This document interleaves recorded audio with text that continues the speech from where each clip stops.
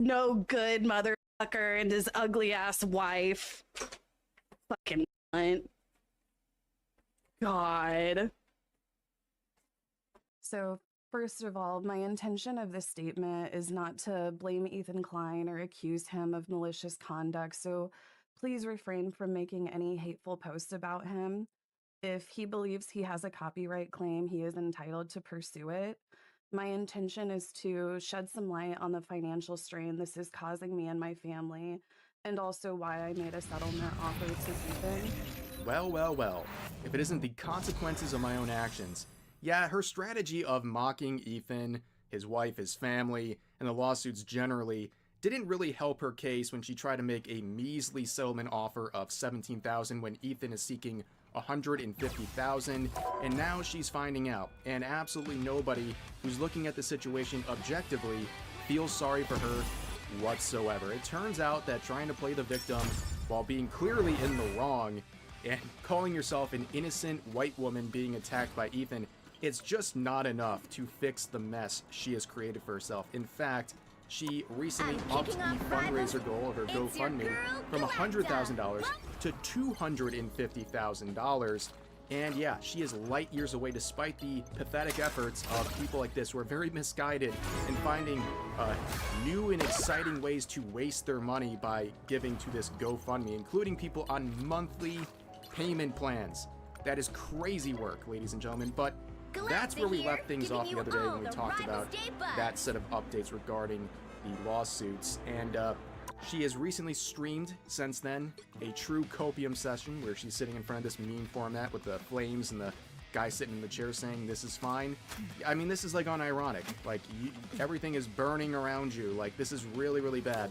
And she spent this stream whining about the incels and how it's this giant conspiracy, this horde of incels who are attacking her, whether it's XQC or Asmongold or Ethan's fan base. They're all just in on this gigantic effort to, well, I guess, make her accountable for her own actions. I have been on this platform for 10 plus years speaking out against misogyny in the space, and that's why I have the ire of so many incels, as you have seen. Villain. I'm not judging. And to be clear to the incels, no, I'm not saying Ethan Klein is an I will bring incel. peace to this universe. I've never no matter made the that cost. claim about Ethan. But Asmongold and XQC are a different story. First of all, let's make this clear. She is not fighting misogyny. Her idea of fighting misogyny is essentially going on Twitter and calling people incels every 5 minutes for eternity. That is not really fighting the incels as she thinks. This is her only tactic. Oh, I'm in trouble for something? Oh, I messed up? Incels. The incels did this. It's really pathetic. And she talks about all these people being incels or the leaders of incels. Like, I'm glad you clarified that Ethan Klein is not an incel, despite the fact that you routinely say he's a leader of incels. He has an incel community, whatever that looks like, a hive mind of incels all banding together to attack poor, innocent white women like Casey Tron. And in terms of Asmongold, like, I don't know, man. We don't know for sure, but he's had girlfriends over the years, so calling him an incel, an involuntary celibate, is probably a stretch. And then XQC, I think he's had a lot of serious relationships, so again, I think that's a bit of a stretch to say the least, but she would continue on with the next part of her cope session. She talks about the incel rage. Like, I'm just telling you, all of this incel rage and ire towards me comes from the fact that at one point in time, I called these men out for their misogyny, or I called their friends out for their misogyny. And the misogyny ranges from basically like sexual harassment to straight up like rape and abuse. Like, the reason why Asmongold keeps on saying that I've lied on people, he's talking about Tectone and Big Handle. Yeah. So yeah, if you're wondering why I have so much of the ire of the incel crowd, that is why.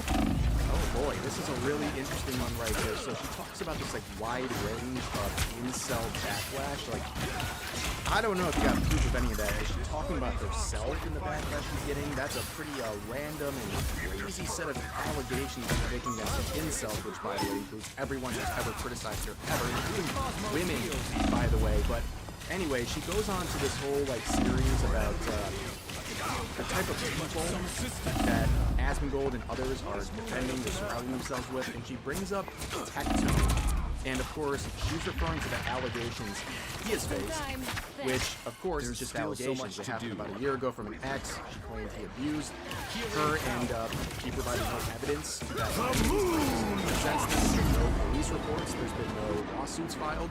It's been it. It was just her word, and you believe her or you don't believe her. And in Casey Tron's mind, as she's acting like, oh, it's just you know, you're hanging out with this sus person. I mean, she literally, this tweet right here, just one of the ones I found, she literally said, you R-worded a woman.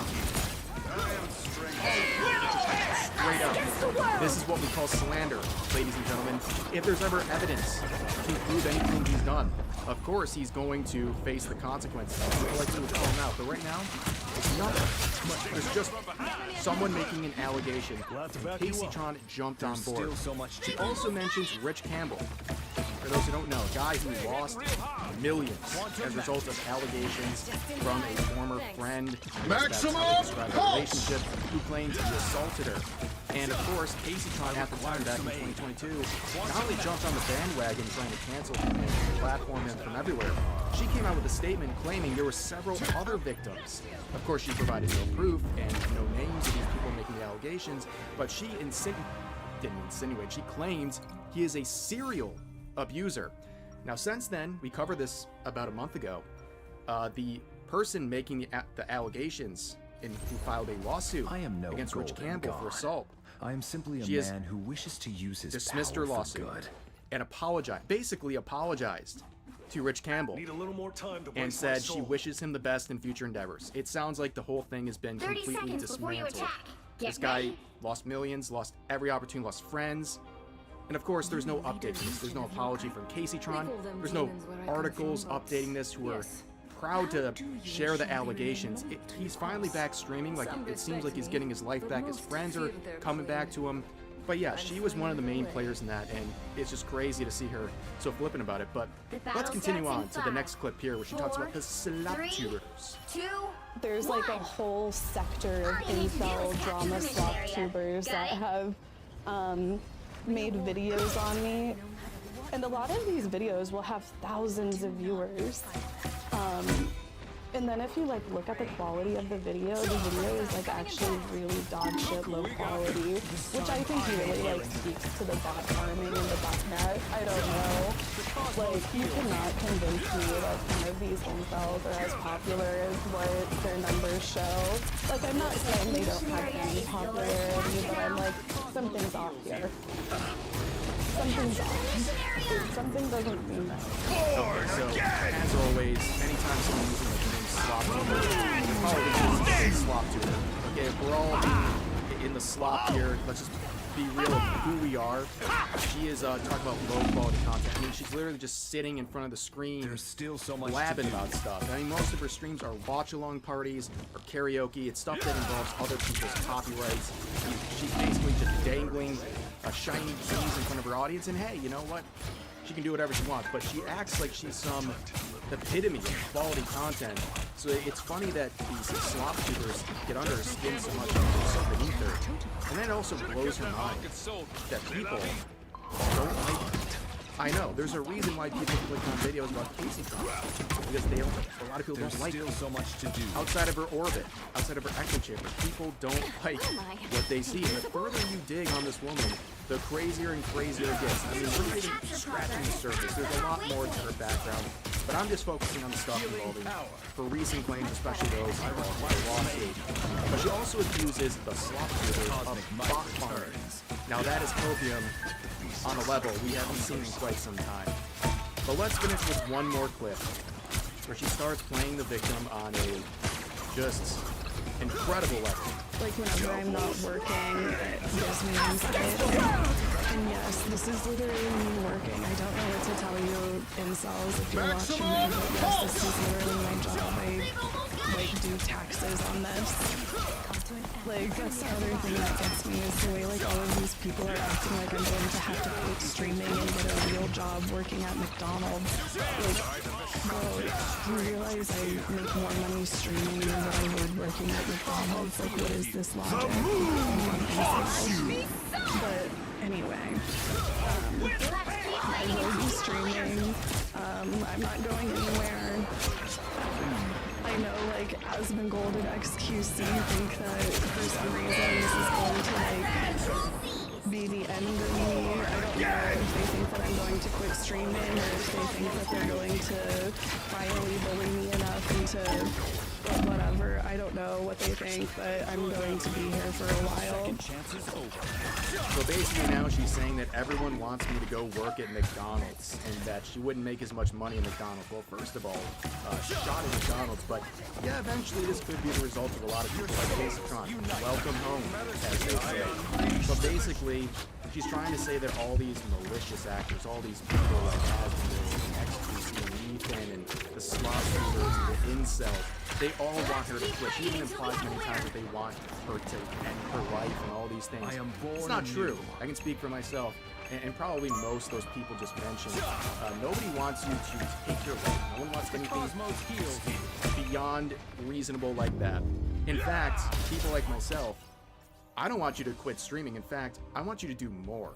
I want you to up your game and create more content, because you are a content mill for so many people. Think about that. That is really the gift of Caseytron. She's actually kind of like a humanitarian, if you will. She's a giver, because she provides so many people with free content. It's actually kind of impressive. But of course, the crying wouldn't end there. She would return to Twitter and just start losing her mind. So there was this reply from Asmongold where basically he was arguing with someone, basically saying, you know, what's the big deal? We all do copyright stuff. And he's like, this is the reason why I hope Ethan sues and wins, because you guys will not let her take accountability. You're gaslighting people, yada, yada, yada. And then this person, Holly Cannabis, who is Caseytron's sister, of course her last name, or name on here is Cannabis, but she writes a long plea to Zach Asmongold, saying how Caseytron sacrificed her 20s to take care of her family, and their childhood homes got foreclosed on. They spent 10 years living with housing instability, and their mom is deaf, and blah, blah, blah, blah, blah, blah, blah. And then even talks about how Asmon grew up in poverty, and you should know what you're doing to Caseytron. Yeah, we're not buying the emotional blackmail. There's nothing here that tells us that she's innocent from copyright infringement. This whole thing is a farce. It's a joke. There's no accountability. It's just emotional blackmail. Here's bad things that happen in my life. Now feel bad for me and let my sister get away with anything. No, it's not how it works. Don't you worry, Mrs. And this has been a long time coming. Of course, Asmongold's gonna say things about Caseytron. She's been saying things about him for years. We all know the meme. Search Asmongold. Keyword search Asmongold on her Twitter account. There's hundreds of results. She even implied heavily that he killed his own mother. And you think he's not going to push for proper punishment in this situation? You're going to try to emotionally blackmail him into, I don't know what, laying off the gas? I think she's more worried about the lawsuit. And of course, again, her name is Cannabis, but also she has in her bio, repossess the wealth. Well, I actually think that's going to happen. In fact, I think Ethan's going to repossess all that money in the GoFundMe, because this lawsuit is not going in Caseytron's favor, and she knows that. That's why she made such a pathetic settlement offer. But it continues on, where Asmongold ratios her and says, who asked? I don't care. If the shoe was on the other foot, you wouldn't either. Emotional blackmail is devoid of credibility and predictable. It won't save you. If she was supporting all these people, why would she blatantly break the law and put them at risk? With going to her family? Yeah. Why are you dragging family into this? And if you cared so much about them, why are you putting them in this financial state? If they're so dependent on you, why are you making streams that are copyright infringement and putting them at risk? And she says, you react to videos all day. No, you can react that you can't commit copyright infringement and act as a market replacement for someone else's video, and then take more time doing bong rips than actually reacting. And this person says emotional blackmail 101 in the big 2025. And she says, who am I blackmailing and how? Like, you're being obtuse. You know what you're doing. You're pulling at people's heartstrings to try to get sympathy. And, yeah, she continues on and she says, with a quote of her sister saying, my sister made a post, is being attacked by incels. It's explaining my family deserves to have their home taken. It's not about what your family's going to suffer. It's about you. If you're going to hold yourself up as the person keeping this all working, that's on you. The consequences will fall from your own actions. And if that trickles down to people you're taking care of, that's your fault. That's your fault. No one's wishing that on your family. They want you to be accountable. And you're the one saying, if I'm held accountable, it's going to trickle down to others. Well, that's your problem. You shouldn't have done it. And that's what people are pointing out here. It's not the incels. It's you. It's you, Casey Trump. You're the one doing this.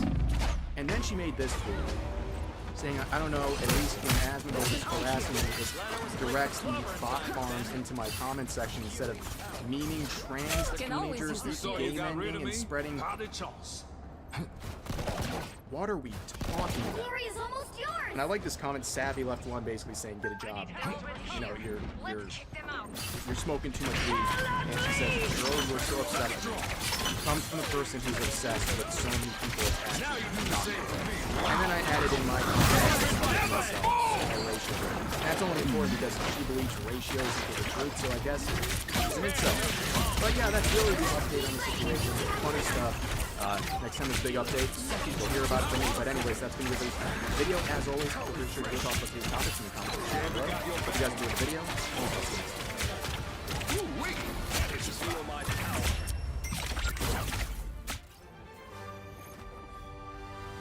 There are a lot of people that are addicted to AI now. It's crazy. I've developed an addiction to AI. My AI is actually on my best friends list. If you're anything like me, you use ChatGPT for everything. ChatGPT is my comfort, my therapist, my best friend. More than one ace up the sleeve. Yeah, that's about right. Knows all my secrets. Story time on how I almost got kicked out of the University of Michigan in my freshman year. 30 seconds before you attack. Get ready. Stand aside, land dwellers, and let Namor show you how a battle is won. My. Look like Le Roi de Poisson fixing to make a splash. Open up the border and allow every illegal person they can possibly find to allow them to come into our country, to flood our cities, so they can win elections for everyone. Are we in some sort of immigrant emergency here in America? No, the number of immigrants are going down, not up. This is a cultural problem. When you have people coming from certain places where, let's be honest, women are considered second-class citizens. I think this idea that your sort of culture, your national identity, potentially diluted by people of different skin tone or indeed People believe Sharia law, do they believe it's in you? Should we support people who want Sharia law? It's spider time!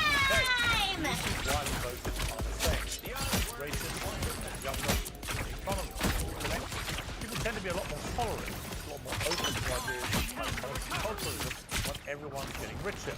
But the sluggish economy doesn't get now you do the same. Blame on immigrants, just to escape these either the Christians or they are safe. Mistakes made by educated liberals. Everyone should embrace it. The issue is immigration and the attitude to worry about it. We're now seeing it today.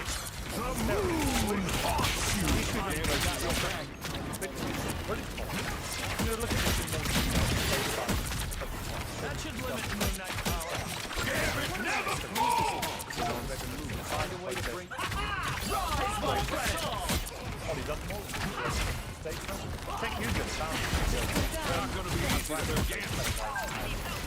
Thank you for Stella. Welcome to all of you.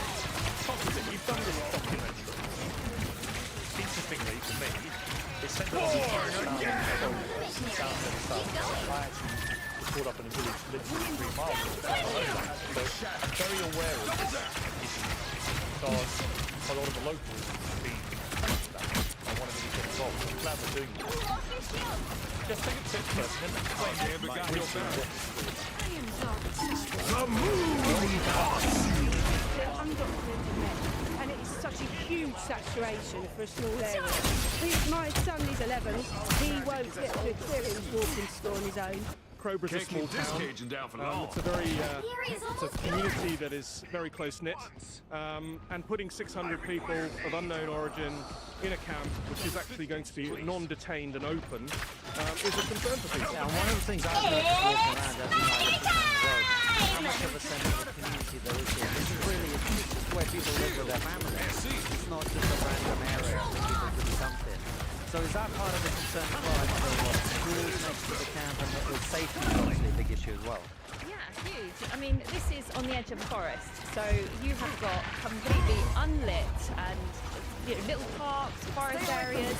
Any crimes that do go on, they're going to go unheard and unstopped. Born again! They're constantly really interesting.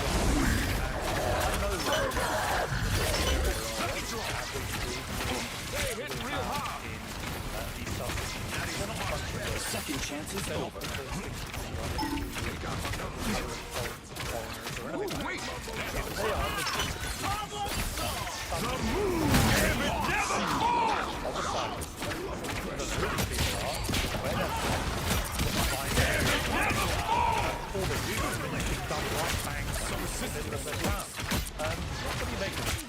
Well, speaking to people there, I think your point was totally valid, and I would also add, I think in your intro you talked about immigration.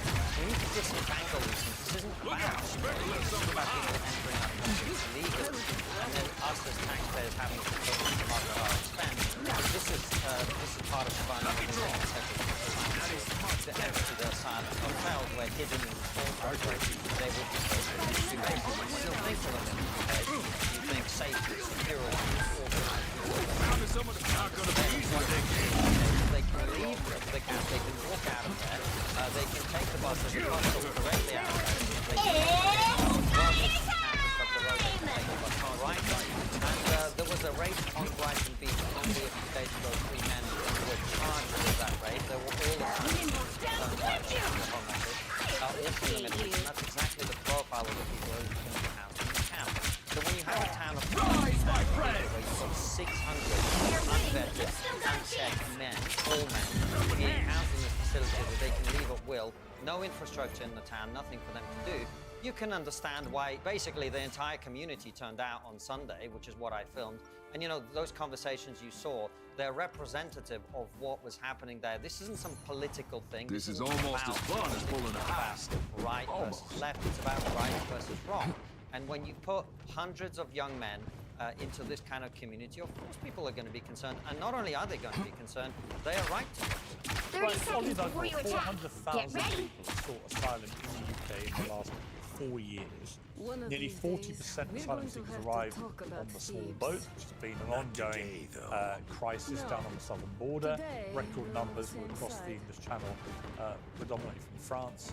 Since the start of 2025 on previous years, as Prime Minister is saying he smashed the gangs, he hasn't done that at all. The battle starts in nearly the same amount arrived legally as a visitor or on a work or study visa and then go on to claim All you need to do is Over capture the mission 100,000 area. people Got it? in the UK currently live in asylum accommodation, and asylum claims in Britain are a record high, with 111,000 applications in the year to June 2025. Just the blue stand. This feels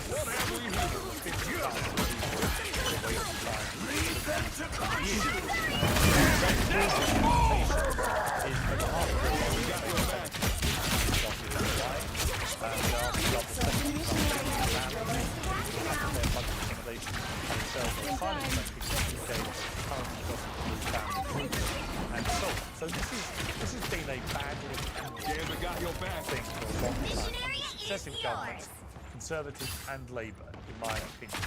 And I do think it should be able to be scrutinised without everyone who raises a complaining eye or a concerned eye immediately being branded as racist, which is so unhelpful to the debate. What do you think is going on here? Why has it got out of control? Why can't we run a better asylum system? What do you think about this? Yeah, I completely agree. I think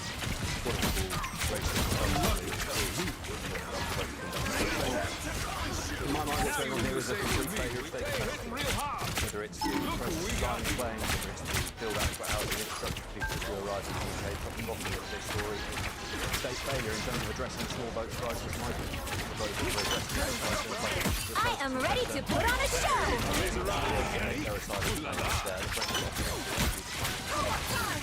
going to assess whether or not they have a valid asylum claim, and if they do, in the UK, they can get on, they can get in jail, they can Additionally, if we had that vote centre in France, we've got a pretty good idea that asylum application channel. I think we've got a pretty good idea of whether or not they're trying to get here with a legitimate claim to asylum or not. So that'd be my approach.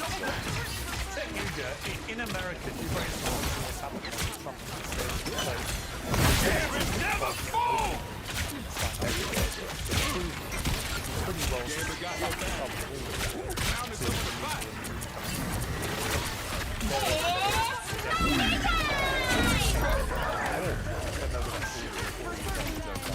We don't know the exact number.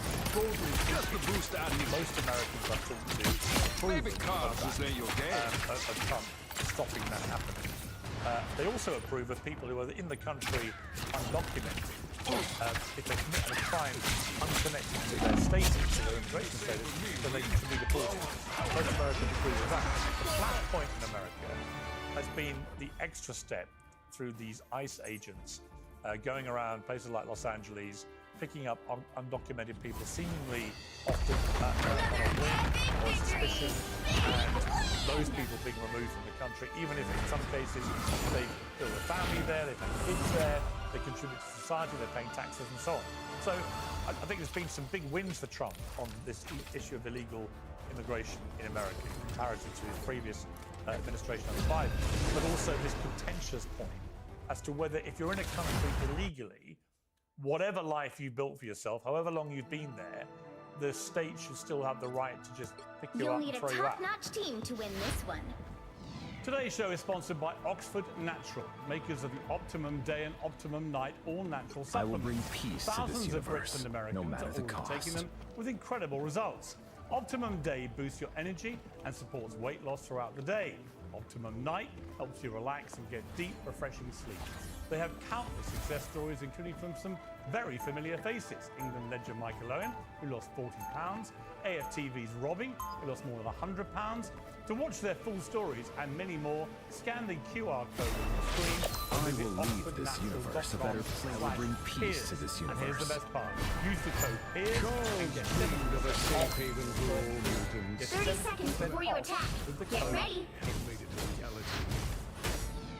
Yeah, first of all, you're all racist and I cancel all. So no, nobody's talking about that.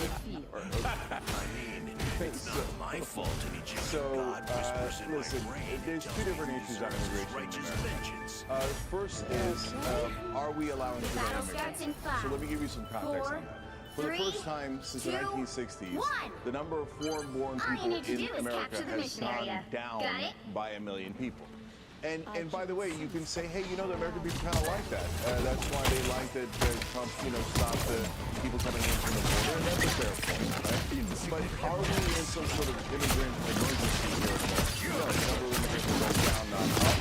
And further context, so about 15% of Americans are foreign-born. That seems like a high number, too. It's much higher in other countries, 22% in Canada, 29% in Switzerland, 30% in Australia. So we don't have some sort of immigration emergency in that sense here. So that context is super important. Nevertheless, I understand that people are wary of change, and sometimes change doesn't bring positive things, right? Or it might bring a lot of positive stuff, but has some negative consequences. So we have to make rational decisions. Part of the problem here is that it leads to the second issue, which is that people want you to look at immigrants and say that's the real problem. And the reason they're doing that is because they don't want you to look up. So the guy coming in is cross the border in America just crossed the Rio Grande. doesn't have any money, doesn't have any power. He didn't rig the system against you. The donor class in America did. And they desperately don't want you to know that, so they want you to get angry at immigrants instead. So I think the #1 source of discontent here in the U.S., and I suspect that it's the same in the UK, is not the raw number. It's that we feel that our government isn't delivering for us. So, you know, the right wing says America first. These days on the young person, we say Americans first. It's because we never get it. You know, and you see, like, it's not like these immigrants that are, for example, in Chicago, where people were complaining about it, including, by the way, black and brown people, right? And they were as a president of Chicago, they were looking at that and thinking, I'm not getting anything. And now all of a sudden, these guys are getting something. It's not much, but it's something. So why do I never get anything? And the real answer to that, of course, has nothing to do with immigrants. It has to do with the richest people in the country, and mainly corporate rule, that has decided that they're going to extract all of our wealth in the form of, like, $35 billion in oil subsidies, endless wars that enrich the defense contractors, and by the way, create waves of new immigrants as unrest in those countries. Take a look at the donors and the people in power, the people setting the rules, one of the big flashpoints in the UK that makes it these smaller boats coming in all the time on the southern border, illegally pouring in. And then once they get there, the government in the UK feeling obliged to house them. They're putting them often in rather nice hotels. And the flashpoint there is, why are these asylum seekers, many of them, they're not For example, a year and a half ago, we discussed 15,000 of the year total number of coming in small boats actually turned out to be young, economic, male Albanians from Albania, which is not a war-torn country. So they weren't seeing the asylum seekers, but they're economic migrants seeking a better life for themselves. Nothing wrong with that, but they need a proper process of going through the legal way of getting in. So there's a lot of anger being building up by people living for a constant healing. They can't afford to feed their kids. Real problem with public services as the UK population continues to rise. 50 million people, 70 million. Crumbling health services, you can't post the extra volume of people, education, all the public services. Then they have this constant flashpoint of these people coming in illegally and seemingly, in many cases, being treated better than people already in the country who are there permanently legal. That's been causing a lot of the anger, which is now erupting in places around the country. Healing power. Yeah, it's the same thing that's happening in America. It's a lot of factors. The government is largely illegal immigration stuff, and most of it is from the Democrat Party. I feel better already. I wasn't legitimate, but they literally opened up the border and allowed every illegal person that they could possibly find to allow them to come into our country to flood our cities so they can win elections forever. This is exactly what they did. They don't give a fuck. Explain why that would help with Democrats. When you get an influx of people into certain areas, and you give them amnesty, which is the moon haunts you. Then you have more Congress representation. All of those things they collect. Why would you assume they don't want to vote Democrat? You get a bunch of people who have no hope from the country that they came from, and they're believing they come to America, which is utopia. They get all this free stuff, they get all the government funding, and when you give them amnesty, when you say you are a citizen, you can now stay here. We support you. Who do you think they're going to vote for? The party that does that for them. They've done the same thing to black people in this country. They've manipulated the black vote by giving them handouts and different things like that, and now they secure the black vote. That's why black people vote unanimously for Democrats, even though Democrats have done nothing for black people in this country. They plan to do the same thing for illegal aliens. They're losing some of the minority votes, so now they have illegal immigrants. And they don't give a mess about these people coming on the boat. Because if they did, they would shut the border down and have to turn through a legal process. Because people are getting raped.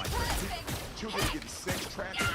These people, the cartel, making money. Anyone else coyotes escorting these people through the desert and leaving them to die.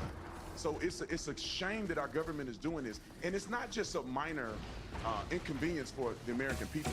We're talking billions of taxpayer dollars spent on housing these people. And they're not just coming over here for a better life. They're unassimilated. They do not want to be a part of America. They want to do their own thing. Their culture is very different than American culture. They're raping people and doing a lot of other things. Now, let me clarify this because I don't want people to take it out of context. It's not every illegal alien that's doing this, but it is enough to be an issue. And we shouldn't even have an issue with this. Staying here illegally, you shouldn't be here in the first place. I don't care if your grandma, nana, whoever it is, built a life here. You built it on illegal terms. That's like me breaking in your house, Pierce, and I'm living there, and all of a sudden I start cooking in your house, and I have a kid, and now my kid live in your house. Somehow I'm afforded all of the amenities that you've built. No, that don't work like that. You gotta go home. You gotta get out of here. You should have never been here in the first place. All right, Constantine, you wanted to get in? Well, there's a few things that both Cenk and Brandon, a few points that they made that I think are relevant and different. The moon haunts you! Protest that I spoke to people at. One of the things they were very keen to emphasize is there are hundreds of Ukrainians living in the town, or have been living in the town over the last 4 years, within families, within homes that what they're saying is there's a big difference between women who go to police war and people who get on the boat in France, throw their passport or their ID in the sea, and then get here and a single man being out, unvetted, unchecked, etc. So, again, I think it's very important. The conversation's been about immigration. The United States, where I spend a lot of time around, and over there, right? America is the most pro-immigrant country in the world, and I think second or third in terms of some other places than America. These are countries that we live in. We welcome people to come here, start businesses, be contributors. But when you come to this country and you are someone who's deliberately broken the rules in order to get in here, we're right to be suspicious of you, and we should be keeping these people under lock and key so they can't go out into the local community and spread and menace women, children, and elderly residents. However, at the place I've done, you know that you probably know this. The police station there is unmanned because it's such a safe place. Now, what happens when you've got hundreds of people running around, you don't know what they are, and they've got nothing to do? You've got big problems building up because of that. It's enough of the fact, yeah, we've got the same problem that Brandon mentioned in the UK, where at one point there was many £1 million a day on hotels for illegal immigrants, and the cost of housing military bases is basically the same. ExpressVPN is the simple way to set your privacy online in the US. Taking charge. They've even legally required to install information for years. Along with millions of others, I use ExpressVPN to stop tracking. Hides your IP address, and it routes all your activity through encrypted servers with advertisers and scammers accessing your data. You can choose the level of protection. I feel better already. That's 12 cents a day. Right now, Arms versus debated. The moon haunts you! Scan the QR code on the screen. Get 4 additional months of service. That's expressvpn.com. Yeah, I mean, that's the problem. I mean, although it is an illegal issue, what we're talking about, there's also been a massive legal where a year or so ago they worked out 1 million people in terms of net migration to the year coming.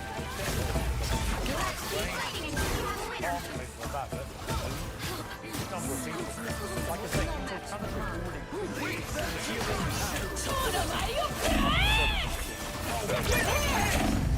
again, all that does is it turned out the biggest problem is not taking in right public schools, contribute well to society and so on.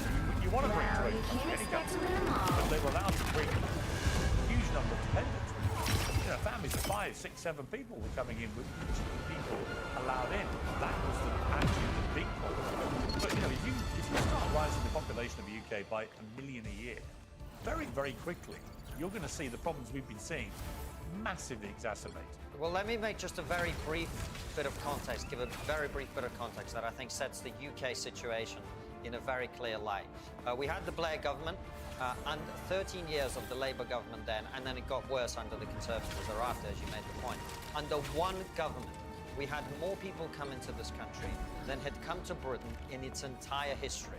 Since the Battle of Hastings in 1066 up until 1950, the number of people that came in under Blair and Brown was higher than the total over 1,000 years. And that was mainly from Eastern Europe. Yeah. Right? So this wasn't a question. This is why when the genuine racists get into this debate, which is always an unfortunate side effect of it, they often come at it from a skin colour perspective. It's the brown and black people that are the problem. Actually, as Constantine just rightly said, in the first part of this century, it was opening the floodgates, quite literally, to a lot of people from Eastern Europe who were white. But that was what caused the initial big problem, I think. I agree, and I think you then add on top of that the subsequent conservative, Make way for the king of which teams. then opened the floodgates to the rest of the world, and so we've got this a long way cumulative from the problem. Big And look, Easy. it's very important to say. I mean, there are differences between different groups of people, and so you mentioned the racism point. Well, we've had tens of thousands of Hong Kongers come in. 30 seconds before you attack. hear a lot Get of ready. anti-Hong Konger rhetoric in this country. We've had hundreds of thousands of Ukrainians fleeing the war come in. Are you hearing lots of anti-Ukrainian citizens? No, because ultimately this is a cultural problem, and this point that Brandon made very well. When you have people coming from certain places where, let's be honest, women are considered second-class citizens if not Catholic, then of course you're going to be expecting that some of the incidents that we've seen, whether it's grooming gangs, whether it's lots of other problems that Ready we've to had capture the down. available area So and we also have extract to be some goodies? reasonable and Let's actually go. delineate between immigration, legal immigration, and what we basically have is people coming illegally against the wishes of the British public. The final point I'll make is this: both in the United States and here, nobody, and I mean nobody, voted for this. Nobody voted for this, nobody signed up for this, and I'm glad we're sitting here with the four of us from different political perspectives, and all of us now today agree it's not racist to bring this up. But also, let's be honest here, 5 years ago, bringing this point, these points up, would have got demonized. We wouldn't have had that correct, right? If people would have said if you're raising any concern about this, obviously you're a racist. And that's one of the benefits of this problem getting so bad. At least we're finally allowed to talk about it. Ollie, what do we do about the fact that The other team is does extracting those resources. bring out the genuine racists, right? There are genuine racists. They're sort of more easily identifiable now because of things like social media. We can see them in the marches or whatever. But there is a racist element. You don't want any foreigners coming into the country. And that tends to turn the debate into something rather different. What do we do? How do we have this debate and sort things out without that element? Great question for this. I also clarify as well what is an experience as well. I used to work at McDonald's with 50 staff from Poland, and I'm sure you can prove plenty.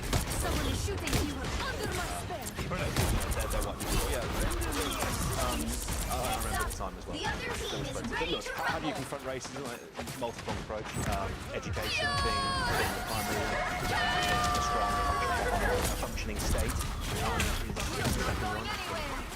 The debate we've been having, for example, that police station approach that Constantine mentioned. Yeah, I'm sure that this police station approach. Police stations and police officers. By the eye of Agamotto! Never! Every touchstone in this conversation, failure of the state, whether it's the planning of skills and training. Medicine is a great example. You spoke about Lewis Jeffrey. Huge number of foreign-born doctors in the NHS. Huge number of British-trained doctors. The British state is investing in training, going abroad to practice medicine in other countries. Like, these don't seem like sort of intractable problems for us to solve. And I think that I commend the tenor of the debate so far on this programme. I think it's perfectly reasonable to have a conversation about sort of the costs and the benefits. Costs and benefits of millions of people coming in, costs and benefits of net zero. There's clearly a middle ground between the two. Both involve trade-offs. Probably the extreme end of one talking about social cohesion. With the extreme end of amazing other, Spider-Man! talking about some pretty significant macro effects to the economy. There is a balance between those two things. Right. Don't mess with the amazing Spider-Man! Education, strong economy, and in extremis, it's confronting. We could just deal with the problem. I mean, this is the other problem, right? Is if you didn't have illegal immigration, there wouldn't be any racists getting any support at all because the British public is overwhelmingly not of that world. Well, that's why it's interesting. You know, like Tommy Robinson regularly goes on American Airways, and he sells them a bit of a dummy story about himself. He's like, four friends died. There's a lot more complicated. Someone is shooting at us. Getting more and more support from people who I would certainly not categorize as far right or racist is because he's exposing very loud, genuine conflict. Check, this is the thing, isn't it? That you're always going to attract far right. And that's a very unsavory aspect of it. And I do think that the governments in America and the UK have brought this all on themselves. They ferment a lot of this anger. And what you're seeing now is a lot of ordinary people who are not on the far right or the far left. A lot of no progress in this town. Well, they're just regular people. You know, near my village, they go to the park, play a bit of sport at the weekend. You know, have local schools. They all know each other. It's very genteel down there. And suddenly they've got 600 male asylum seekers from all parts of the world. No one knows much about them. They're very concerned about how they're going to be able to move around. And you don't need many, as Officer Tatum highlighted there. Obviously, it's not all, they're not all, for all we know, none of them might be criminally minded. It wouldn't take much in terms of one or two of those people that are in there to commit some crime program. But that's become a real powder keg. And then people would attack the people of Grover, and I'd be like, well, hang on, just hang on a second. You know, this was inflicted on them as a society. If it blows up in their face in an ugly way, it's going to cause a lot of unrest. Yeah. So let me address both sides of that. So first of all, for the folks who are worried about race and all that, and is it anti-immigrant mentality is by definition racist? No, because I can give you examples from other countries again. And for example, in Turkey, they took in a ton of Syrian immigrants and Afghan immigrants who live there, and a lot of the native Turks were pissed. They didn't want it either, right? Well, so Germany. I mean, in Germany, it cost Angela Merkel a job to let 1 million in, mainly from Syria, and ultimately that was one of the main reasons she got kicked out. Where I'm from, chips are called crisps, and are what Americans My work call here is not French done. fries, but that's not really my biggest problem. Have you ever actually read the label on a bag of chips? It sounds like a science experiment. Seed oils, MSG, artificial dyes, mystery ingredients. Great job! seasons. You're loading up on resources. Massa chips are the answer. Organic corn, seafood, I'm fine, and don't mind 100% me. grass-fed. Do your worst. It's a snack that feels good.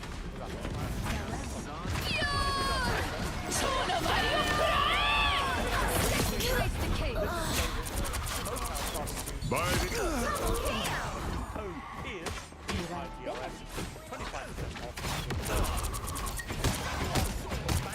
My God, it's down. That's 3! Delicious offer. Massive advantage nationwide at Sprout Supermarket. Stop by and pick up a few bags. And look, it's a natural thing that happens that, number one, people are used to their way of life, and when things change a little bit, they get discomforted by it. So I understand it. It's a natural reaction. And at the same time, especially when your government doesn't deliver for you, as is happening in both Turkey and the UK and America, people get frustrated and go, why doesn't anybody, our government, ever represent us? And now we've got these new folks, and they might be getting a nickel and a dime, but it's a nickel and a dime more than I'm getting. Watch out! So that's why that frustration happens. I understand. And I'm an immigrant. And what I would say is, and most of us are overwhelmingly grateful, right? And so look, for example, we talk about all the Eastern Europeans that came in the biggest wave of immigration to the UK. My guess is that Constantine's family came from Eastern Europe at some point into the UK, right? But Constantine's grateful, from what I've seen. I'm grateful for America, right? And I would tell these immigrants, especially in the UK where they're, for some magical reason, not allowed to work for a year, go to the local church, go to the local community and volunteer. Say, how can we help, right? And get to know people and get them to know you so that people are less alone, right? Now, at the same time, I want to say to the folks who are not immigrants, don't do the demagoguing, right? So for example, here in America, unfortunately, natural-born citizens are twice as likely to commit crime as undocumented immigrants, and 4 times more likely to commit crime Born Americans are somehow worse. These are all different geopolitical, social, and cultural contexts that leads to those numbers. But are immigrants in the U.S. more likely to do crime? No, they're actually less likely to do crime. So let's be honest about that. Let's be clear about that. So we don't need to demagogue over that. And then in terms of what Tatum said earlier, look, there is no amnesty here. There is no plan for amnesty. If there was a plan for amnesty, why didn't Obama do it? Why didn't Biden do it? The last time we had amnesty was actually under Ronald Reagan.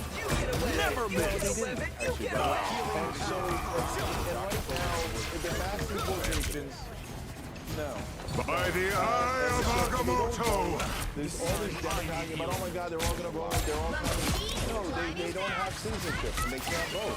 So, look, last thing on this is that in terms of how it's going so far in America, you were right in your beginning. There's no president who likes to close the border and they like to bring out the criminals who are undocumented. And that's super rational. And now almost no one on the left objects to that, right?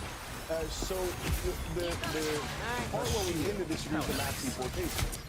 Now begin, we definitely disagree. And by the way, their independents are on our side, saying, don't do the mass deportations. They're ugly, they're not the right way to go. As we see with so many immigrants in other countries, etc.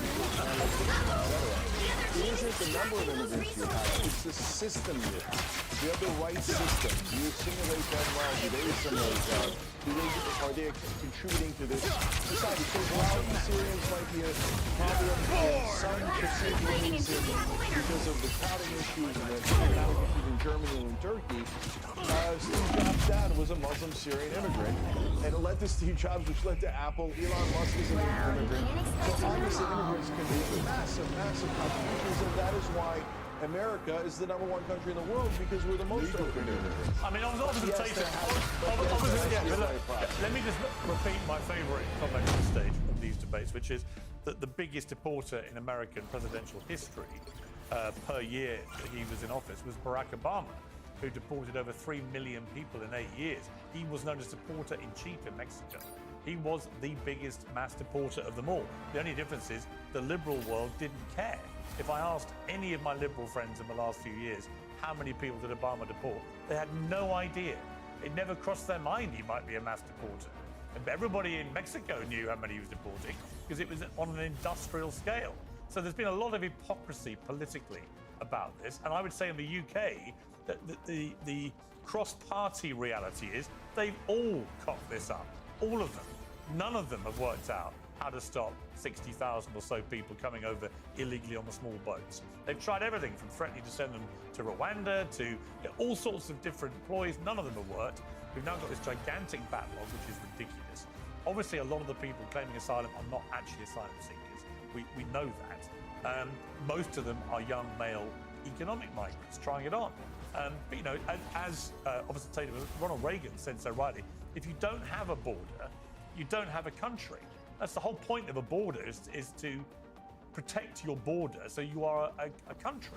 And I do think one of the issues we haven't really touched on, but if you look at Europe, for example, in the last decade, because of various wars led by Syria and others, the number of people that have come across the European continent has been, I think, 7-8 million was the last number I read in just a few years. It's an enormous number of people. We've not really seen this since the end of the Second World War.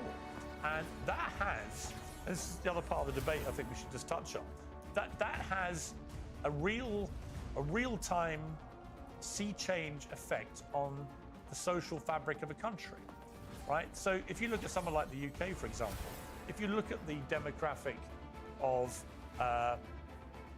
what we were like back in the start of last century, predominantly white Christian country, vast majority of people. Now it's a far less white country by comparison. It's a far less Christian country. A lot of that down to actually people not having any religious beliefs. And also we have a lot of Muslims in the UK, 4 million, about the same as they have in America. In America, you have about the same number of Jews, for example. In the UK, we have just 250,000 Jews, which is why I think there's been more of a flashpoint between the Muslim community and the Jewish community, because the Muslim community outnumbers the Jewish community many, many times comparative to America. Now, the point of saying this is just that these are statistical facts. And I was having a debate with Tucker Carlson, which is going on his show later today, in which we were talking about it. He thinks this is a really bad thing.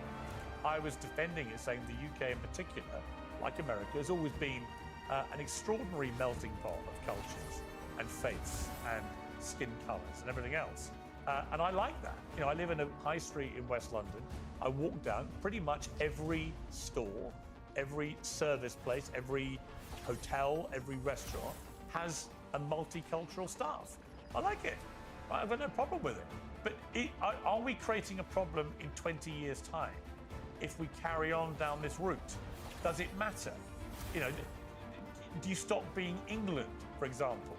This is what Tucker Carlson was arguing. I argue strenuously, no, we don't. But there's no doubt the country will look very different in 50 years' time to what it did 50 years ago. Yeah, Pierce, I think there's a big difference, and we got to delineate between the two. There's a difference between immigration and illegal immigration. You know, the people that are coming out to our country illegally are committing a crime.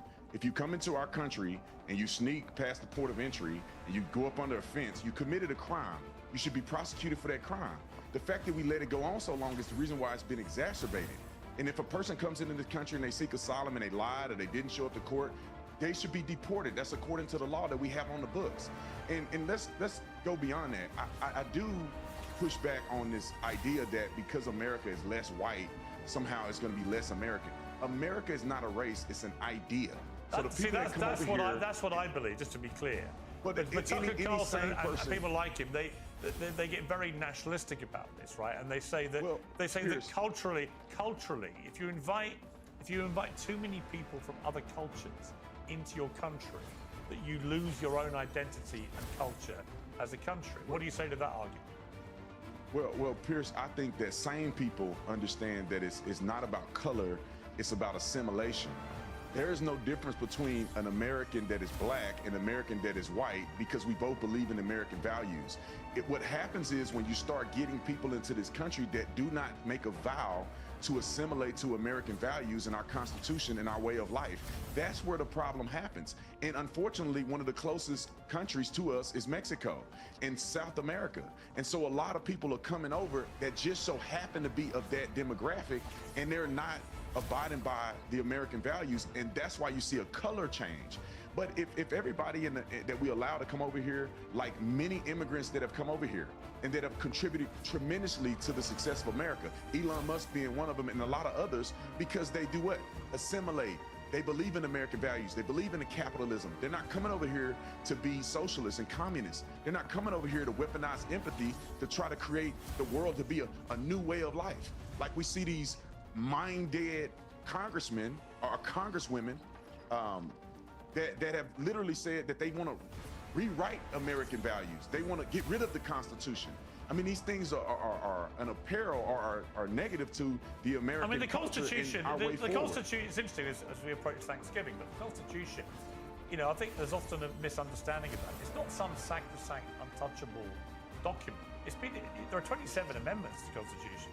It's been amended many times. There's no reason. In fact, the founding fathers made it crystal clear it was a document for the people, right? And they implied there should be natural evolution, that the people of the moment should determine the way the country is run. And I do feel sometimes that some Americans get very strict about the absolute tiny wording of the Constitution to explain and justify whatever it is they want to do, without any sense it could ever evolve. I mean, all documents like that should be living documents, shouldn't they? Pierce, that could be true, but we have never gotten rid of the Constitution. We've made amendments to the Constitution. Yes. That means we've improved upon. That's what I mean. We don't get rid of it, and I think it's right. Of course, the 13th Amendment, the 14th Amendment, the 15th Amendment were all valuable amendments, right? To eliminate slavery, to get and actually for the citizenship of black people. It wasn't the anchor baby stuff that they're doing today. It was actually the citizenship of black people and the right for black people to vote. So the amendments, as we grow and evolve as a nation, and you know what I'm saying, we fulfill the promises that our founding fathers had in their intent with the document. is something that I support. But to say we need to rewrite the whole thing. No, I don't mean that. I don't mean that. I do think there's a good argument. Country that feel that way. I don't think that at all. But I do think the founding fathers made it clear that Americans in any given moment they could evolve the Constitution. Hence the fact there have been 27 amendments. In other words, nothing should stay still forever. If the country changes, if the way of life changes, they wanted the ethos of the Constitution to continue, but the exact way it gets framed and how it is utilised could evolve, hence the amendments. There's a democratic way of doing that, though, and this is kind of the point in terms of everything that we've been discussing in this conversation, right? The way you amend the US Constitution is by having a democratic process to do that. Illegal immigration, in the way that we've been talking about it today, as I made the point earlier, is something nobody voted for. Nobody voted to have an open border. Nobody voted. And you've got to understand what has happened in this country in the time that I've lived here. I came here 1996. 55,000 people came here net legally in 1996. Today, the number of people coming here illegally is greater than that. And nobody ever voted for this. And the number coming in legally under the Labour budget announced today, it's predicted for the rest of their tenure, which is 4 more years, to average about 360,000 a year, I think, and actually goes up in the next few years. So massively different to what it was like when you first came. But Constantine, on that wider point that Tucker Carlson and many like him have started talking about, which is countries losing their identity culturally. What do you think about that? I think that America is unique in that way, in that it seems to me as a visitor, and look, it's up to Americans to decide how they see their country, of course, but as someone who loves the country and visits there frequently and spends a lot of time there, I do think the idea that America is an idea seems to me to be how Americans behave. I think that is not true in Europe. I think that European countries do have a national identity, a cultural identity, a religious identity, and I think that if Britain was filled with people who were of a completely different religion and a completely different ethnic background, I don't think it would be England and Britain in the way that it has been in history. So I think that doesn't necessarily preclude us from welcoming people in and assimilating them into our country, and that has been happening for decades and even centuries. But I think Brandon is right. The assimilation is the point. If you want to come to our country, you want to apply for a visa, you want to follow the rules, you want to adopt our culture, you want to teach your children to love this country, to speak English, to integrate, to contribute, as Cenk was saying, go out and actually contribute to the country you've just arrived in, that's great. But that is not what we have in Europe. We have large ghettos of non-integrating populations who do not want to participate, who do not want to contribute, who do not want to speak our language. And look, I lived in Tower Hamlets for some time. I went to the doctor's surgery. The leaflet is in 100 languages. I don't understand why. This is an English-speaking country, and you either speak English or you find a country with a language you prefer. Ollie. Well, unlike Constantine, I think people who speak other languages are also entitled to healthcare. I would just I didn't say they're not entitled to healthcare. I said they should learn English if they want to live here. Please, I'd like to speak. So I think this idea that your sort of culture, your national identity, can potentially be diluted by people of a different skin tone or indeed religious background is a pretty pathetic argument. It's a patriotism that's grounded in weakness and fragility.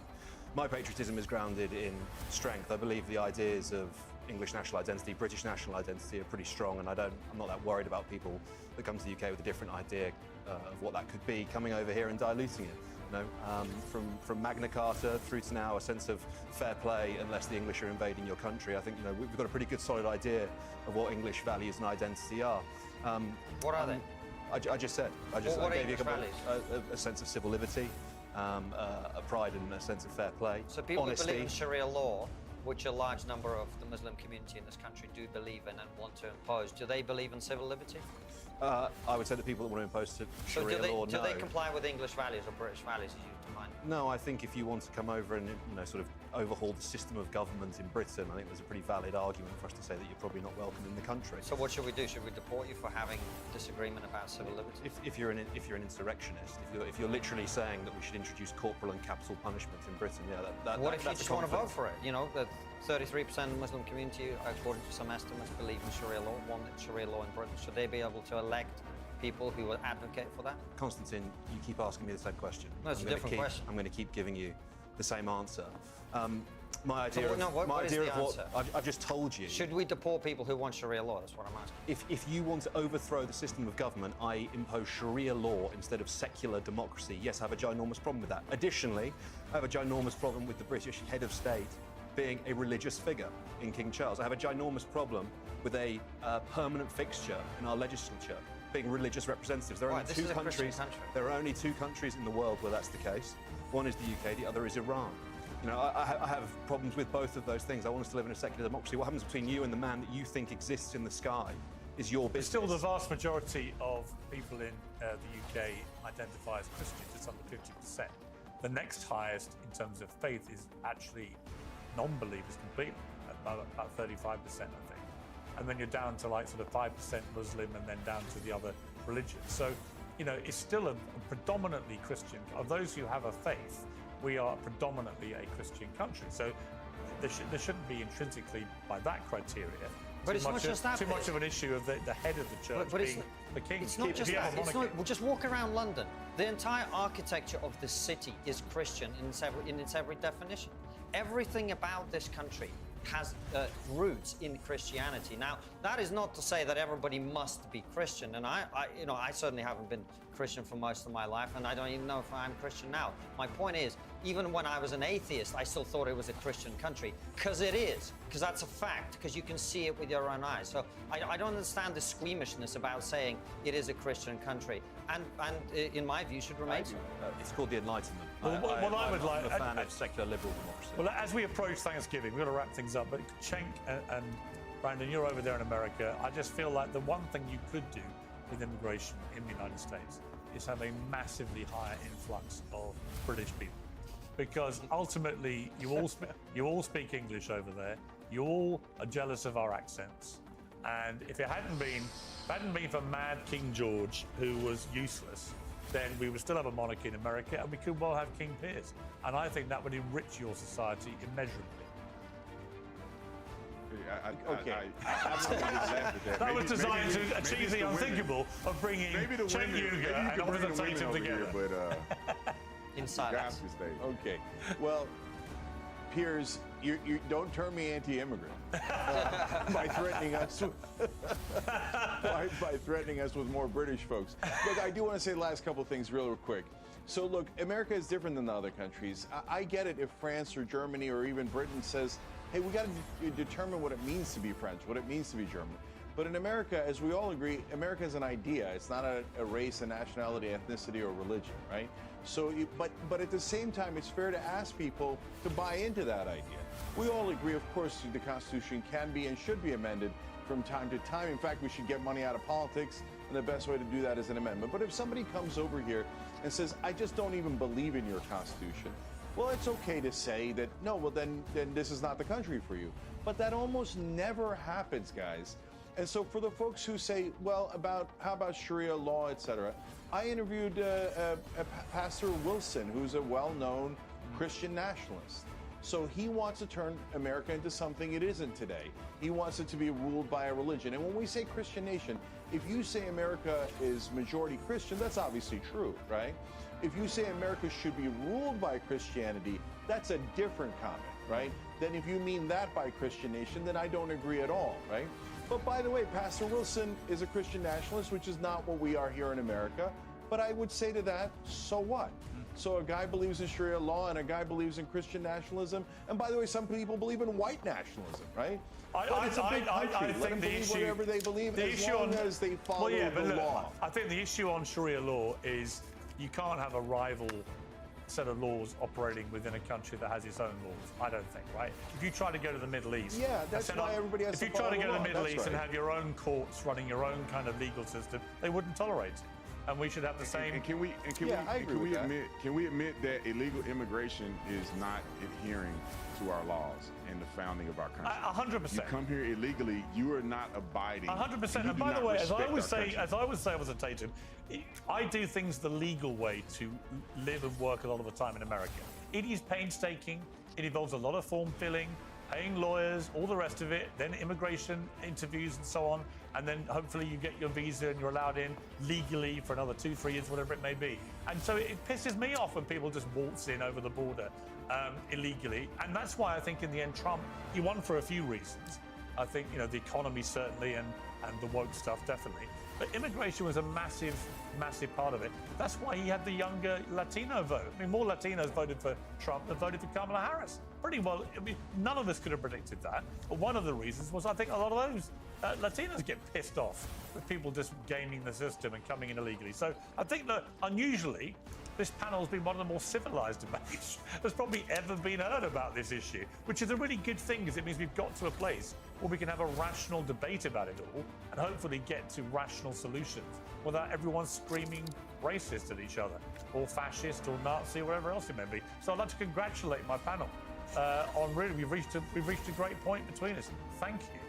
Well, thanks very much, Piers. Can I just make one very quick point on this healthy solutions thing? The citizens of Crowborough, they've organised a group called Crowborough Shield.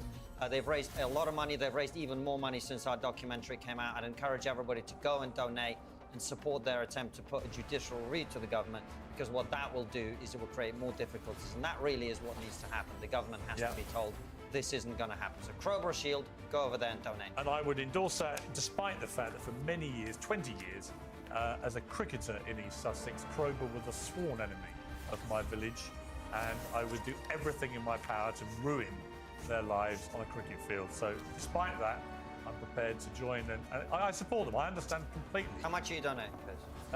I'll make a donation in private as usual, but I will donate because a lot of people in Crowborough have asked me to as well. So I shall do that. Guys, thank you all very much. Much appreciated. Piers Morgan Uncensored is proudly independent. The only boss around here is me. If you enjoy our show, we ask for only one simple thing. Hit subscribe on YouTube and follow Piers Morgan Uncensored on Spotify and Apple Podcasts. And in return, we will continue our mission to inform, irritate, and entertain. And we'll do it all for free. Independent, uncensored media has never been more critical, and we couldn't do it without you. It's time for Lefties Losing It. In recent weeks, we have heard so much about fractures on the right, about the MAGA base being divided, about Trump losing support among Republicans. It's times like this I like to check in with CNN's polling expert, Harry Enton. How bad is it, Harry? Is the president losing Republicans? No. Look, this is still Donald Trump's Republican Party, and we can see it here. It's like a rock, to quote Bob Seger. I mean, take a look here. Republicans who approve of Trump. 6 months ago, it was 87%. Now, well, hello, it's the same number. It's 87%. He has not lost any support among Republicans compared to 6 months ago. As I said at the beginning, he's like a rock. He's like a rock. The Republican base is sticking by Donald Trump at this point in time. That's fascinating, Harry. I wonder how it compares to other recent presidents. Now, this next bit is likely to upset our sensitive lefty viewers, so perhaps, I don't know, go off and make a cup of tea. Donald Trump, if you look at 21st century presidents, own party approval at this point in term 2. Who leads the pack? It's Donald John Trump.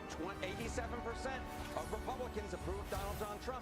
You go back to 2013, 78% of Democrats supported Barack Obama, and it was 78% of Republicans who supported George W. Bush back in 2005 at this point. So Donald Trump has the biggest highest own party approval of any president who served their entire second term in the 21st century.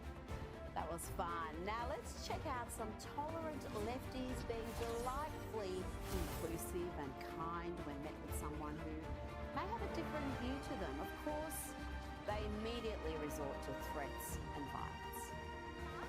Outside. Whoa. You just hit me with the sign, right? A lot of this security has weapons. You should get the out of here. What are you gonna do? You're a nobody. You're a nobody. You're a little talking nobody, and so are you going to use weapons? We might. Really? Do you support that message? I support you leaving. We're not going to leave. Oh, can't you just feel the love? Such well-balanced and compassionate people. Okay, so he is dragging Trump and ICE officials, law enforcement, Excuse me, man. Do you support this? They are dragging the president.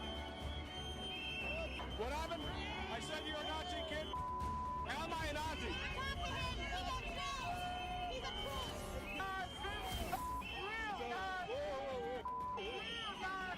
Real inclusive. Really inclusive.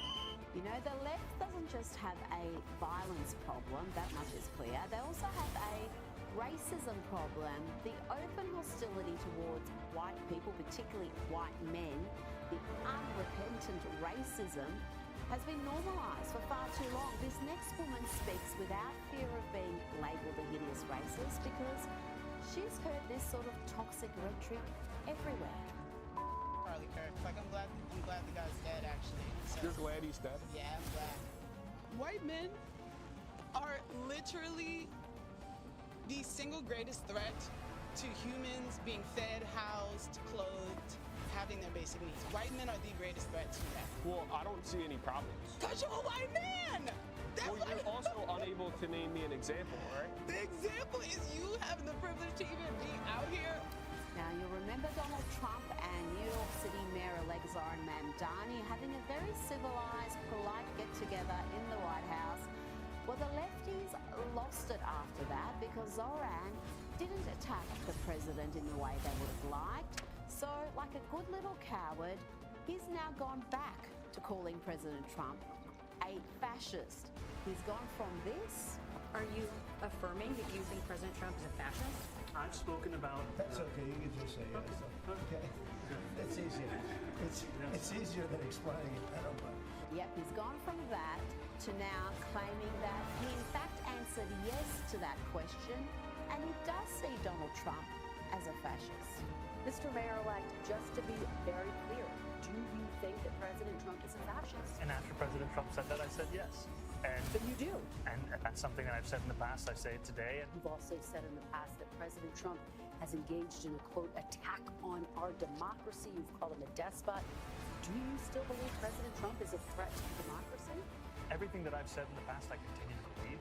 Pathetic, Zoran. Absolutely pathetic. Now let's have a look at some of the entitled antics of protesters who are helping to destroy the profitability of businesses that cooperate with immigration and customs enforcement, ICE. Businesses that simply comply with the law. Watch these idiot lefties lining up to buy 17-cent ice scrapers at Home Depot, then returning them and then buying them, which essentially stops anyone else, like real customers, being able to shop at Home Depot. What are you buying? Nice scraper. Nice. What are you guys buying? We are buying ice scrapers. Let's bring in documentary filmmaker and commentator Army Horowitz. Army, no shock that those scenes are from California. This would be costing affected businesses a fortune. Yeah, California, my home state. Oh, I'm so proud. By the way, did I get that right? The ice scrapers are 17 cents. Well, obviously, it's bargain. There is no ice. I looked at my local store. I heard about this. They're $2.99. So yeah, I would have gotten a line for them also. Just wouldn't have returned them. They're too good a deal. Look, for them, this is a twofer, right? Which means, like, on the one hand, they get to do two things at one time, right? They get to protest the fascism of Trump, right? And the ice raids. And at the same time, also help to take down capitalism. So for them, it was a 2-for-1 deal. You know, the right has never done this, right? We have, obviously, the right has issues with the left, issues with different governments, right? City governments, state governments. The president was on the left just last year. But we didn't do this. We didn't disrupt commerce. We didn't disrupt people's lives. We didn't go to people's homes. It's not the way the right does business. And by the way, I don't know if you saw that in the clip, but they had 24 white crosses to basically saying that there are 24 people who died in ICE custody since Donald Trump. Well, as you know, Rita, I'm a data guy. I don't just let that go. I go into the numbers. I go into the weeds. I did it with this also because that didn't seem right to me. And yet, indeed, there were between 20 and 24 deaths. But yeah, not exactly in ICE custody. I'm talking the people that died were actually mostly in hospitals where where the U.S. government was actually trying to treat them for underlying conditions. They died in the hospital. Some of them were suicides. But of course, let's not let the truth get in the way of the narrative of the left, right? And I want to point out another thing, that Home Depot, they're not even involved in these ICE raids. They don't coordinate with the U.S. government. They went to great pains to say, we have nothing to do with this. But of course, the left doesn't care about the truth, doesn't care about that. And I'll just add one last thing about this, Rita. Look, as you know, we've talked about illegal immigration for years on the show. I'm going to take a backseat to no one on how I wanted to stop illegal immigration and get rid of illegals in this country. But it's also a very bad look, okay? When you run into Home Depot and grab people off the parking lot trying to get jobs, it's one of the reasons, just from an optics perspective, it's one of the reasons why there's been a degradation in support of Donald Trump and the Latino community, which in no small way put him over the top. So I think also one has to look at politics. It doesn't look.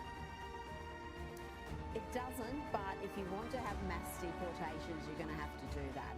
There's no nice way of going about this. There's no way where you're going to be able to deport people who are in the country illegally without scenes that are like that and are sometimes emotional and hard to witness. But it's what he was elected on. He has a mandate to do it. But, let's stick with law and order. There's been another shocking, unprovoked, violent attack on public transport with a young woman set alight by someone who looks to be a criminal. And people are drawing comparisons with this case with the horrific murder of Irina Zarutska, whose brutal stabbing was caught on video. The 23-year-old Ukrainian refugee was killed by someone who should have been behind bars. And that is also the case with this latest attack, where 26-year-old Bethany McGee was set on fire on the Chicago L train, allegedly by Lawrence Reed. Now, this is a man with 72 prior arrests. His name's Reed, and he's now facing terrorism charges, but incredibly, Army, the judge initially overruled a request for prosecutors to have Reed locked up. This man should have been behind bars. This attack should have never happened. Thankfully, Bethany has survived the attack, but she has suffered horrific injuries. Yeah, grievous, terrible injury that may follow her for the rest of her life, unfortunately. Another example of blue city failures on crime. And I think that we have been facing in New York City, and we'll be facing obviously acutely with Zoran Maldonado. 72 times being arrested. Rita, I can't think of something I've ever done 72 times at all in my life. That's a lot of arrests. And by the way, more than that, he broke probation over a dozen times. Just so you understand, when you break probation once, you're supposed to go back to jail immediately, okay? But it goes back, and remember that the whole bail discussion we had, the video I shot, a couple weeks ago we talked about it. It's so fascinating, because if you remember in that video, I was asking people, do you think your criminal history should be part of how the judge looks at what you're sentencing them? The answer is obviously yes, right? What else are you going to go by? But the left refuses to do that. This is an example, of that video coming to life, where the judge themselves are saying, I'm not going to take their criminal history into account. It's unbelievable. And by the way, this idea of setting people ablaze on our city's transport system, this is not an isolated incident at all. In fact, I was looking at it. In the last 12 months, Rita, 5 people in Chicago and New York alone were set on fire in those transit. 5 people, Rita, okay? This is an epidemic, okay? No, you can't, this is unbelievable. And look, this is also, I want to point out, a mental health crisis. I think as an example, I've said for years that, I hate to say it, but we know that a lot of these crimes are committed by people with mental health. I think we need to go back. It was Reagan who actually deinstitutionalized mental health criminals. And I think we have to deinstitutionalize them. I don't think we have a choice. And lastly, I'll talk about Brandon Johnson, the absolute utter failure of a mayor. His response to this was unbelievable. He was talking about how, first of all, this is an isolated incident, untrue. Crime is up massively in Chicago Transit Authority. And I was talking about how he's trying to make Chicago one of the safest total fail. Chicago is 3 times the national homicide average, and by the way, has a higher homicide average than Medellin, Colombia. So, sorry, Brandon Johnson, that's just not the case. He is amongst the worst mayors in America, and that's saying something. Army, before you go, President Donald Trump signed an executive order earlier today that designates chapters of the Muslim Brotherhood as foreign terrorist organizations. The Muslim Brotherhood is a Sunni Islamist organization founded in Egypt back in 1928, and the White House argues this designation will help the US combat the group's transnational network, which is set to fuel terrorism against US interests and allies in the Middle East.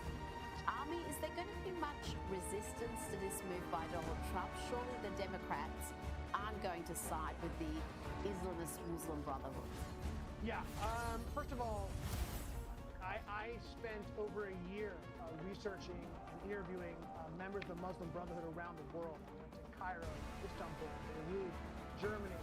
I met with dozens of Muslim Brotherhood leaders and lay people around the world. And I can tell you it's one of the most dangerous organizations that exists. So kudos to the president for designating my group as for years as a terrorist organization. As far as your question when it comes to the left, they're going to fight violence. Of course they will. The Muslim Brotherhood was telling you they have co-opted the left. That was part of their strategy.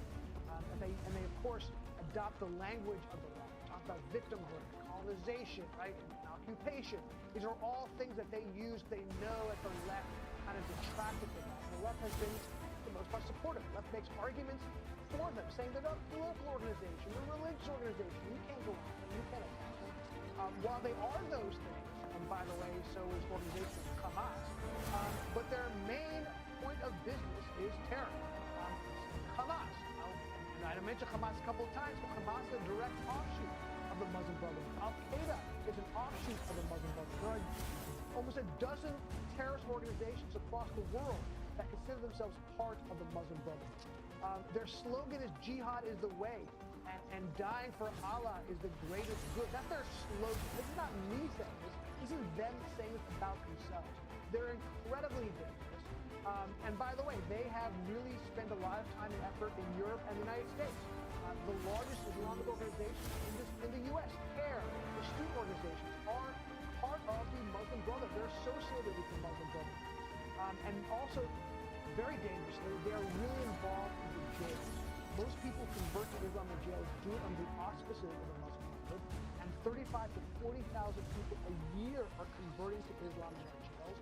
And the latest estimate is about 15% of the total population in jail are actually Muslim, and they're a direct response directly. That's fascinating. The Muslim Brotherhood has been converted. Yeah. That is fascinating. Army Horowitz, thank you so much for those insights. Let's bring in Sky News contributor Kosha Gator. Kosha, Swedish doom goblin Greta Thunberg has been banned from Venice for dyeing the Grand Canal green over the weekend. Yes, the climate zealot turned anti-Israeli activist and around 36 other global warming alarmists were slapped with the ban, which only lasts 48 hours. Greta also copped a small fine.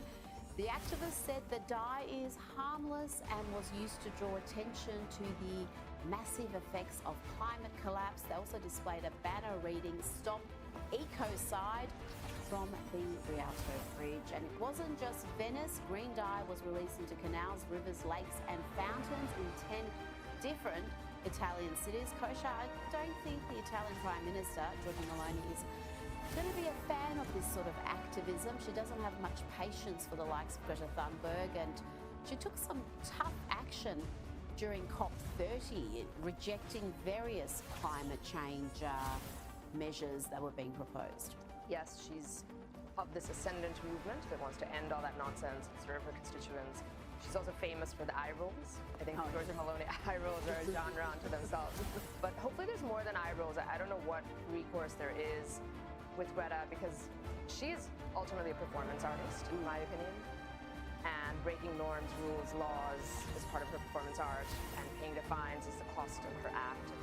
Cost of doing business, she will incur these fines, but it's just a little bit here and there, a slap on the wrist, and she achieves her goal, which seems less and less to be about climate change and more about fame, personal fame. So she's like, Well, this is it. She was so passionate about the Palestinian cause, and that seems to have been forgotten because Trump orchestrated a peace deal. She didn't seem to celebrate that too much. No. It's just like nothing had happened. Back to the climate alarmism. Yep, until the next thing opens up for her. The next thing that the left wing gets behind. Incredible. Now, we've discussed in recent years the rise of the right around the world, from South America to Europe, and that growing list of countries may include France. Marine Le Pen's conviction in an EU corruption case has paved the way for Jordan Bardella to become the leader of France's populist right party. It's called the National Rally, and Koshar, he has taken a commanding lead in the polls. He could become the country's next president. It's quite incredible how popular he is. He's a young man, but people see him as a successor to Emmanuel Macron. They do, because the fundamentals in Europe and Latin America and all these places, America, England, and here, I would say, are in alignment with the populist right. All those things, from immigration, economy, cost of living, energy that we just discussed. And the movement is bigger than any one person. Yes, there's a charismatic leader who gives it a jump start that has value, but it's bigger than that person. Trumpism will exist beyond Trump. The Reform Party will exist beyond Nigel Farage, and then here blocking Marine Le Pen away, I don't think was going to take out that party. It's like next man up. Not to say that other leaders may fall down or they may lose momentum when these big personalities exit stage left, but he at least seems to be popular. And the French Parliament is very tenuous right now. Ever since Macron called that snap election last June, they've got this very uneasy alliance because they're really trying to keep this ascendant party out.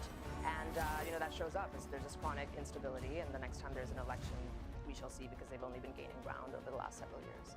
Well, Emmanuel Macron seems to get a lot of positive press internationally, but at home he's far from popular, and his track record is pretty poor. I think he's at 11 to 16% in the approval ratings, which is lower than Hollande. It's like the lowest in decades of anybody. And I would say that the base of the populist right around the world isn't his biggest fan. So certainly in the US, it's fun and he might be charismatic and people love France culturally and all that. But I wouldn't say that he's somebody who really engenders a lot of inspiration from that hard right, populist right base that is ascendant everywhere. And they probably on some level kind of, I don't want to say laugh at him, but sort of see him as from this bygone era, more establishment, and I think these types of people are going to be more impressive.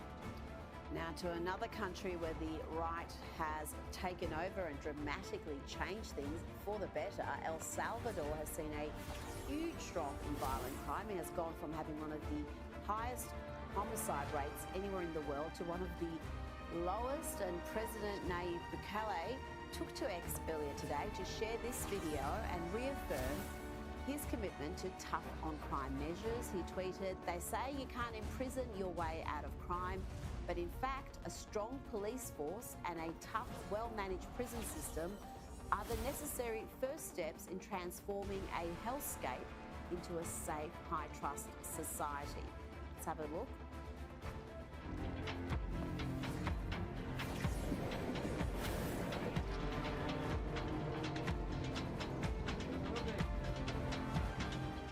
Koshar, the stats don't lie here. The drop in violent crime in El Salvador is astonishing, and the fact that he did it so quickly is just as incredible. He has put that country on the map in a way that is such a blueprint for everywhere, because you see San Francisco, you see Melbourne, you see all these once great, amazing cities telling the opposite story of just crime being on the up and up, not obviously to this level, but it can move quickly. And then you see this other example over here, and there were examples before, like New York City under Giuliani and all that, where they cleaned up crime. But here it is the most extreme, because it was known as the homicide capital of the world. There were 106 homicides per 100,000 people before he came in, and now it is less than 2. Incredible. Less than 2 in that time. How does he do that? But you know how he did it. We've seen footage of it. It's by locking away the bad people. And having a maximalist style prison where they have 23 hours of hard labor, no sunlight, all of that. People don't want to go to prison. People don't want to go. It's a true deterrent. And that is a 98% reduction. And it is such a blueprint. So it really makes other leaders look more and more foolish. You could take a place like that and turn it around so quickly. He's the most popular president, 98% approval rating in the world for this reason. And the philosophy is so at odds with what we've embraced in Australia, because this so-called progressive way of looking at the criminal justice system, where it's all about the offenders' rights, how do we reintegrate them into society, all about that instead of prioritising the safety of the community, punishing people for wrongdoing, and also having punishments that act as a deterrent. That's, again, another message that seems to have been lost. It's so simple in principle, but for some reason it's not being executed. We know the reason. Well, yes, we do. Now, there's been a development in Derek Chauvin's case. That's the man convicted of killing George Floyd, and that triggered the BLM riots of 2020. A conviction many see as political and fundamentally flawed. Kosher, and his defence attorney has now filed a new petition that challenges the murder conviction, and that petition includes over 50 former and current police officers who make sworn declarations that the technique Chauvin used to restrain George Floyd, the knee on the neck, was part of the training given to Minneapolis Police Department officers. Kosher, this is something that is a sleeper issue. I see it come up. There is a lot of interest in it because people have learned a great deal more about that incident. They've learned a great deal more about the toxicology report, for example, and they think this is a miscarriage of justice. I've got to say, when I first saw it, I thought this guy's guilty, he deserves to go away, throw away the key. But the information that's come out since then paints a very different picture. I think you've put it very well. It is a sleeper issue. It is very sad because the clock is ticking, and every day that it takes, he's in there. And if it was a miscarriage of justice or an over-criminalization, you don't get that time back if that is the case. It is also an issue that was so engulfed by the court of public opinion on top of the law. We like to say justice is blind and the system is perfect and you never miscalculate or over-prosecute. It does happen, hopefully not often, but it can happen. And this thing, you had everything from the riots, as you say, to the corporate logos, black all over LinkedIn, to everybody being asked about it. And George Floyd was elevated to almost sainthood status, even though he was a very flawed individual, which doesn't excuse what may or may not have happened here, but just nobody could have the guts to even say, even have this discussion back then would have probably gotten people canceled. And I do think that played a role in the way the jury pool probably reacted or the way the evidence was put forward. We'll never know to what extent, but you know, it's impossible to insulate the jury and the whole system from that, and who knows how much of that played a role, but it certainly seems to have played some role, for sure. Now, to an issue I don't fully understand still, Bitcoin. It's had its worst month in history, falling to around $80,000 US. Still seems like a lot, but it is its lowest value in over 7 months. 500 billion in value has been wiped off, and investors who've gone into debt to buy Bitcoin are dumping their coins to pay off loans. Kosher, what's driving this plunge? Do you understand Bitcoin? Because I still don't get it. I think a lot of people, I mean, it is very complicated, and I certainly don't want to suggest that I know the ins and outs of it, but what happened is it went from about 40,000 per Bitcoin to 100,000 in 1 year. So that's a rapid uprise. Yeah. And were the fundamentals driving that only, or were there other things around it, speculation, leverage? And it's the latter. I mean, the fundamentals are what they are. There's value if you believe in decentralized or crypto exchanges and all that. But that kind of a bull run. What's it based on? Like, it seems to be a currency based on, I don't know, mining electricity or something. It seems not to have a value base. That's what confuses me about it. And it is so volatile. I mean, it has had these dramatic increases and drops, but overall, it's trending up. The crux of it is there's like a finite amount of this. There's like 21 million Bitcoin or something like that. It will never be increased. Is, you know, the belief system, so it's kind of like gold or what have you, that there's a finite supply, and so that's why there will always be inherent value to it. But there was so much around this where there was institutional buying, there was extreme leverage, and all of that at once. It's sort of a cascade effect of many things in the system that are changing and flipping at once, where institutions are dumping, interest rates they were expecting would drop by a certain time frame, they didn't.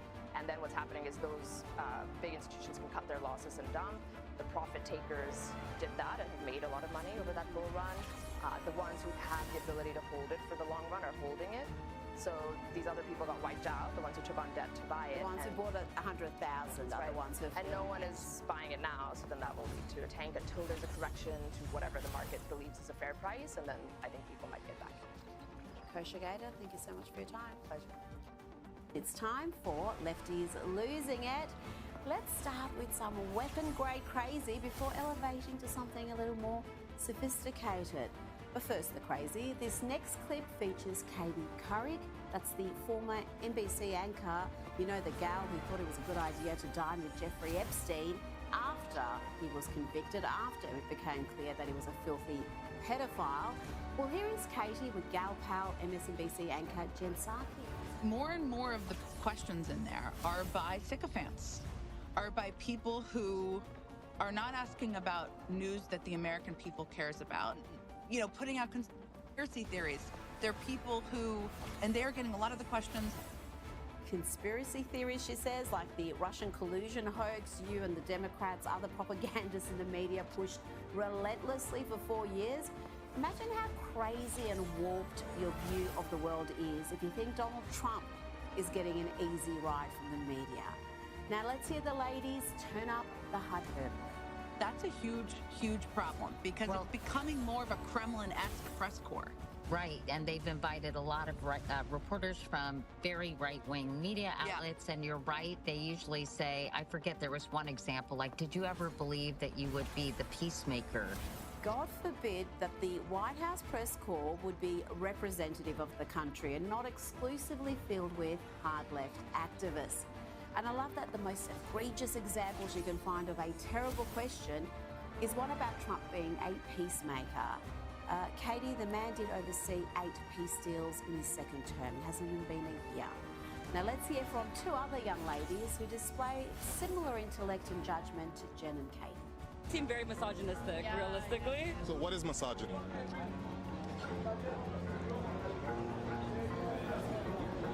So why are you using words that you don't even know the definition of? No, that's not what I meant. I think you are misogynistic. So what does misogynistic mean, though? Like, just so I know what you're calling me. Okay, so the reason I said it is just, again, based on the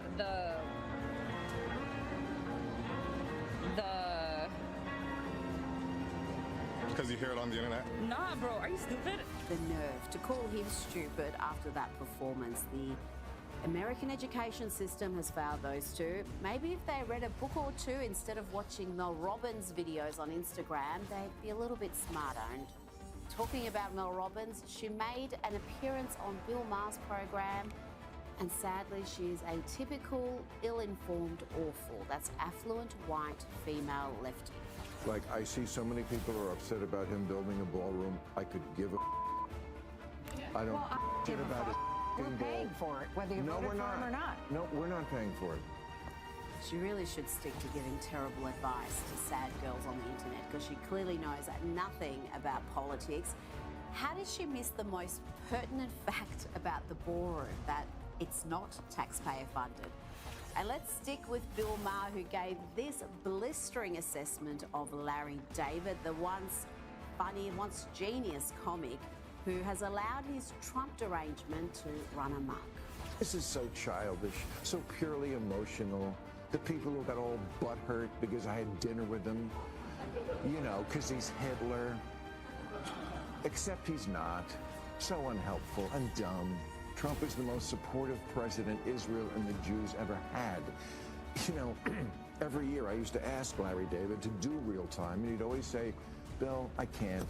I'm not smart enough about politics to do your show. Yeah, I get that now.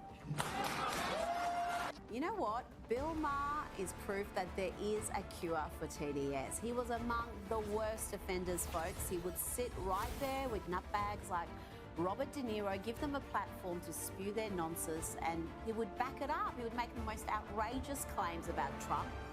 But though he remains a lefty and he's also a Democrat still, he's no longer raving like a lunatic, so growth. Now to a video that has caused all sorts of uproar because the president correctly labelled it seditious. Here we have Democrats calling for members of the military to break the chain of command and disobey orders. I'm just going to play you 10 seconds of this nonsense. Right now, the threats to our Constitution aren't just coming from abroad, but from right here at home. Our laws are clear. You can refuse illegal orders. You can refuse illegal orders. Now, typically, CNN anchor Jake Tapper has joined the Democrats in claiming that Donald Trump is giving illegal orders to the US military and that individuals could be charged for following those orders. And of course, he's far more upset by Trump reacting to the sedition than the sedition itself. President Trump's wildly inappropriate and potentially dangerous call for 6 members of Congress to potentially be executed or hanged because they issued a video reminding members of the military that they do not have to carry out illegal orders glosses over the fact, because Trump's reaction was so out of control, that this issue of illegal orders is not a new one. There's this new movie out starring Russell Crowe called Nuremberg. I just love that after having a mass meltdown about a so-called insurrection, Democrats are now campaigning for an insurrection, quite openly too. And what about Jake Tapper referencing Nuremberg, the movie, because his dim audience doesn't know the actual history? Let's hear now from one of these Democrats who called for members of the military to commit treason, essentially. Here is Elissa Slotkin. I wonder if she can name one illegal order that President Trump has issued.